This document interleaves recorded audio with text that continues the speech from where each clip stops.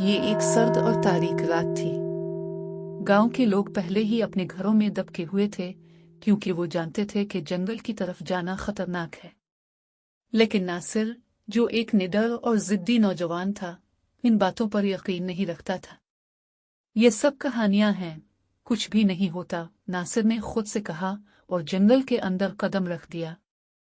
इसके हाथ में एक टॉर्च थी, जिसकी मध्यम रोशनी अर्ध गिर्द के दरख्तों को और ज्यादा खौफनाक बना रही थी। नासिर के कदमों की आवाज जमीन पर सूखी पत्तियों के साथ मिलकर गूंज रही थी। जंगल में एक अजीब सी खामोशी थी, जैसे कोई छुप कर उसे देख रहा हो। अचानक एक हल्की सी हंसी सुनाई दी। नासिर रुक गया। ये कौन था? वो खुद से बोला। नासिर ने आवाज की तरफ टॉर्च घुमाई, लेकिन कुछ नजर नहीं आया। इसके दिल की धड़कन तेज हो गई थी, मगर वो खुद को बहादुर दिखाने की कोशिश कर रहा था। चंद कदम आगे बढ़ने पर उसे एक पुराना, बोसीदा मकान नजर आया। मकान के दरवाजे पर जंजीरें लटक रही थीं और खिड़कियां टूटी हुई थीं। नासिर को यह ख्याल आया कि शायद यहाँ कोई रहता होगा जो इस आवाज का जरिया हो सकता है। नासिर ने दरवाजा धकेला तो वो खुद ब खुद खुल गया। अंदर का मंजर खौफनाक था। दीवारों पर खून के धब्बे थे और फर्श पर टूटे हुए आईने बिखरे हुए थे।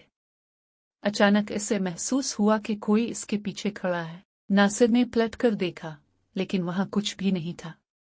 अचानक एक चीख सुनाई दी और दरवाजा खुद ब खुद बंद हो गया।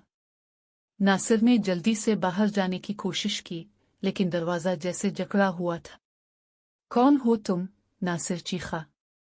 अंधेरे में से एक साया नमूदार हुआ, जिसकी आंखें सुर्ख और चेहरा मस्खशदा था। वो साया नासिर के करीब आते हुए बोला, ये मेरी जगह है।